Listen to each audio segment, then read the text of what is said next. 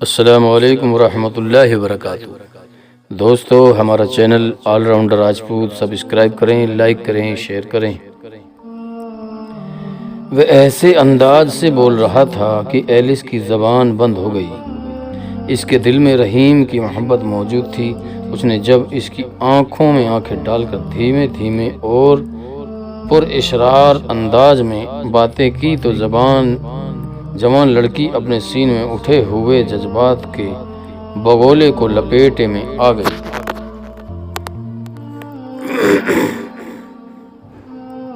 پہلے تو اس کے آنسو پھوٹے، پھر اس نے بے تابی سے رحیم کے دونوں ہاتھ تھام لیے اور روتے ہوئے کہا، مجھے تم سے نفرت نہیں، تم اپنا فرض بھول گئے تھے، میں نہ بھول سکی، میں مجرم ہوں، میں نے تمہیں پکڑوایا ہے، اس جرم کی سزا مجھے بڑی سخت ملے گی، مجھے چند دنوں میں اس بوڑھے کمانڈر کی بیوی بنا دیا جائے گا جو وحشی ہے اور شراب پی کر درندہ بن جاتا ہے۔ مجھے کچھ نہ بتاؤ میری ایلی نومور۔ میں ایلی مور نہیں ہوں، رحیم نے کہا، میں رحیم ہوں۔ تفتیش کرنے والے دونوں افسر کہیں اور بیٹھے شراب پی رہے تھے۔ وہ مطمئن تھے کہ وہ خوبصورت لڑکی رحیم کو موم کر لے گی اور صبح سے پہلے ہمارا کام پورا کر دے گی۔ وہاں صرف ایک پہرے دار تھا جو برآمدے میں بیٹھ گیا تھا۔ کمرے کے پچھواڑے اندھیرا تھا اور اس اندھیرے میں ایک سایہ اتنی آہستہ آگے کو سرک رہا تھا کہ جیسے ہوا کا جھونکا رک کر آگے بڑھ رہا ہو۔ ادھر عمران گرجے سے مہلک اپنے کمرے میں جاگ رہا تھا۔ ذرا سی آہٹ سنائی دیتی تھی تو وہ اٹھ کر دروازے میں آ جاتا تھا۔ اسے ہر آہٹ رجا کی آہٹ لگتی تھی۔ اس نے کمال ہوشیاری سے 3 گھوڑے منتخب کر لیے جو 8 گھوڑوں کے ساتھ بندھے تھے۔ اس نے جینیں بھی چوری چھپے الگ کر لی تھیں۔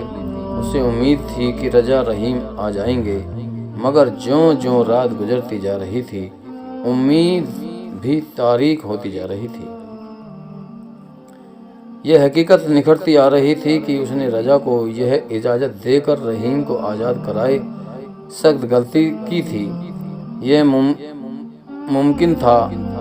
ناممکن تھا۔ وہ یہ اب سوچ رہا تھا کہ گھوڑا کھول کر نکل آئے، مگر اسے رجا کا خیال جاتا تھا۔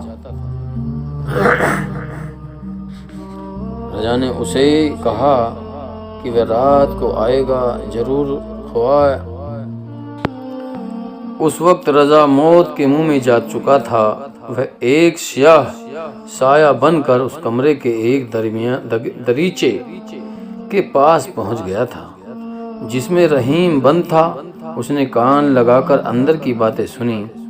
اسے ایلس کے یہ الفاظ سنائی دیے، میں تمہیں رہا نہیں کرا سکتی، یہ لوگ جو کچھ پوچھتے ہیں وہ بتا دو، پھر میں اپنے باپ سے کہہ کر تمہارے لیے کچھ کر سکتی ہوں۔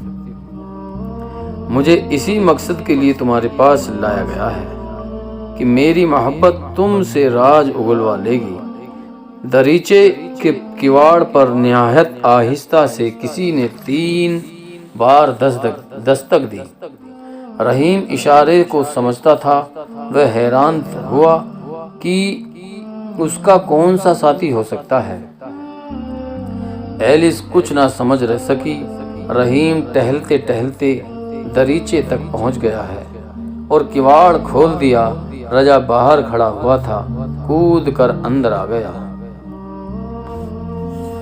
اس کے ہاتھ میں خنجر تھا۔ اس نے ایک لمحہ ضائع کیے بغیر ایلس کے منہ پر ہاتھ رکھا اور خنجر اس کے دل میں اتار دیا۔ اسے قتل کرنا ضروری تھا، ورنہ وہ شور مچا کر انہیں پکڑوا سکتی تھی۔ رجا اور رحیم دریچے سے کود کر باہر گئے اور اندھیرے میں بھاگ اٹھے۔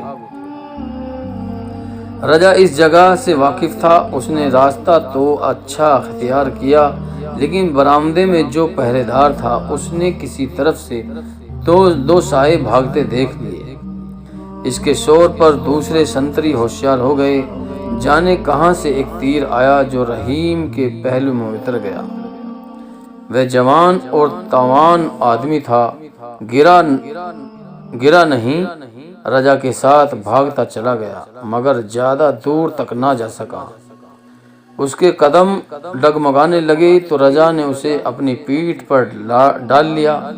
تیر پہلو سے نکالنا ممکن نہیں تھا۔ رحیم رجا سے کہنے لگا کہ وہ اسے کہیں پھینک کر بھاگ جائے، وہ اب زندہ نہیں رہ سکتا، لیکن رجا اپنے دوست کو اس وقت تک اپنے آپ سے جدا نہیں کرنا چاہتا تھا جب تک وہ زندہ تھا۔ اس نے رحیم کی ایک نہ سنی اور تاریک راستوں میں چھپتا چھپاتا چلا گیا۔ اسے خیال آ گیا کہ وہ اس جگہ سے گزر رہا ہے جہاں تمام مکان مسلمانوں کے ہیں۔ اسے دور دور بھاگ دوڑ اور شور شرابہ دکھائی دے رہا تھا۔ ان کا تعاقب کرنے والے کہیں اور تھے۔ رجا کو معلوم تھا کہ انقرہ کے مسلمان کیڑوں مکوڑوں کی سی زندگی گزار رہے ہیں اور صلیبیوں کی نگاہ میں ہر مسلمان جاسوس مشتبہ ہے۔ ذرا سے شک پر کسی بھی مسلمان کو قید خانے میں ڈال دیا جاتا تھا اور اس کے گھر کی تلاشی توہین آمیز طریقے سے لی جاتی تھی۔ رجا کسی بھی مسلمان کو مصیبت میں ڈالنا نہیں چاہتا تھا، مگر وہ رحیم کے بوجھ تلے شل ہو چکا تھا اور اسے یہ امید تھی کہ شاید رحیم کی زندگی بچانے کا کوئی بندوبست ہو جائے۔ اس نے ایک دروازے پر دستک دی۔ کچھ دیر بعد دروازہ کھلا۔ رجا تیزی سے اندر چلا گیا۔ جس نے دروازہ کھولا تھا گھبرا گیا۔ رجا نے مختصر الفاظ میں اپنا تعارف کرایا۔ وہاں صرف یہ کہہ دینا ہی کافی تھا کہ وہ مسلمان ہے۔ رجا کو پناہ مل گئی، مگر رحیم شہید ہو چکا تھا۔ رجا کے کپڑے خون سے لت پت تھے۔ اس نے گھر والوں کو سارا واقعہ سنایا اور عمران کے متعلق بھی بتایا۔ گھر میں 3 مرد تھے، وہ جوش میں آ گئے۔ انہوں نے رجا کے کپڑے تبدیل کر دیے۔ رحیم کی لاش کے متعلق فیصلہ ہوا کہ اسے گھر کے کسی کمرے میں دفن کر دیا جائے۔ رجا عمران کو بلانے چلا گیا۔ رات کے اس وقت دنیا اسلام گہری نیند سوئی ہوئی تھی۔ قوم کے غدار دشمن کی بھیجی ہوئی عورتوں اور شراب میں بدمست پڑے تھے۔ ان سے دور، بہت دور، ایک مسلمان اسلام کی ناموسی پر اپنی جان پر کھیل گیا تھا اور 2 جان کی بازی لگا کر اس راج کے ساتھ انقرہ سے نکل کر قاہرہ پہنچنے کی کوشش کر رہے تھے، جس پر مصر کی عزت اور اسلام کی آبرو کا دار و مدار تھا۔ اس راج کو وہ خدا کی امانت سمجھتے تھے۔ وہاں انہیں دیکھنے والا کوئی نہ تھا کہ وہ اپنا فرض ادا کرتے ہیں یا عیش کرتے ہیں، لیکن انہیں یہ احساس تھا کہ انہیں خدا دیکھ رہا ہے اور وہ خدا کے حکم کی تعمیل کر رہے ہیں۔ عمران کا سر اس تعجب اور اضطراب میں دکھنے لگا تھا کہ رحیم آ جائے گا یا نہیں، رجا آ جائے گا یا نہیں، قاہرہ تک یہ خبر پہنچا سکے گا یا نہیں کہ مصر پر حملے کے لیے بحر روم میں صلیبیوں کا بہت بڑا بیڑا آ رہا ہے۔ عمران اس لیے بھی قاہرہ یا کم از کم کرک جلدی واپس پہنچنا چاہتا تھا کہ نور الدین جنگی یا سلطان صلاح الدین ایوبی یا دونوں کسی اور طرف حملے یا پیش قدمی کی اسکیم نہ بنا لیں۔ ایسی صورت میں انہیں روکنا تھا، مگر ان کی فوج کسی اور طرف نکل گئی تو مصر کا خدا ہی حافظ تھا۔ عمران کو ان سوچوں نے اس قدر پریشان کر دیا کہ اس نے دروازہ اندر سے بند کر کے نفل پڑھنا شروع کر دیا۔ اسے شہر کی خاموشی میں کوئی سرگرمی سنائی دے رہی تھی، کچھ بھاگ دوڑ سی تھی، یہ اس کی پریشانی میں اضافہ کر رہی تھی۔